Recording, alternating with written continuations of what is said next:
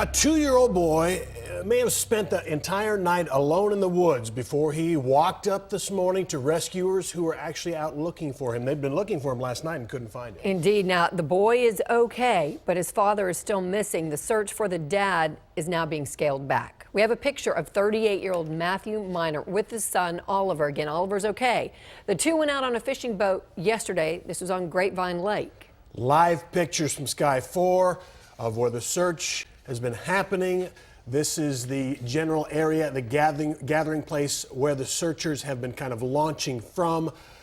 They're searching for the father along Denton Creek until nightfall. Roughly right now is when we thought the search might be coming to an end. Let's check in with Fox 4's Dion Anglin. She's live near the lake with the very latest on the search and how long it's going to last from here. Dion.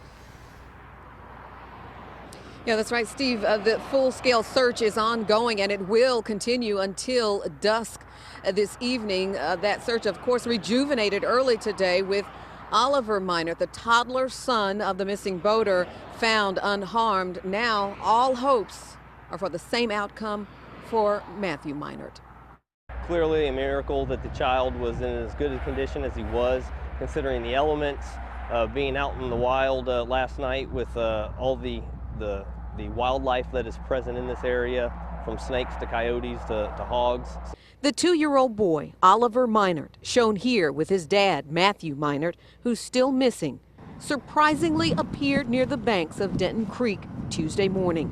Police say he walked up to searchers just as they were resuming efforts to look for him and his dad.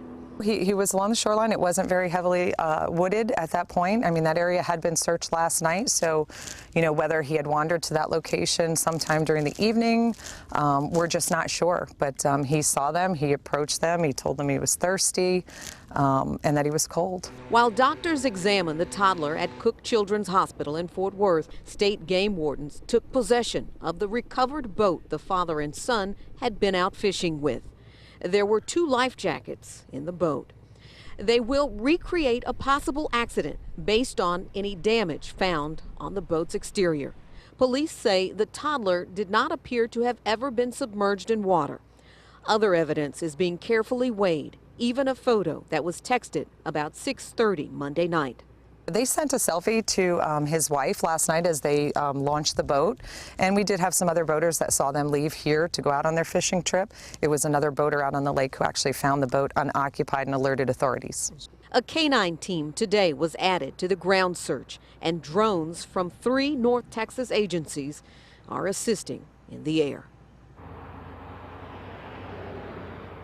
Now, officials say that given the length of time and effort on the ground and from the air, they have decided to scale back the search if Matthew Minert is not located by nightfall. They say if that is the case, they will begin again tomorrow morning around 9.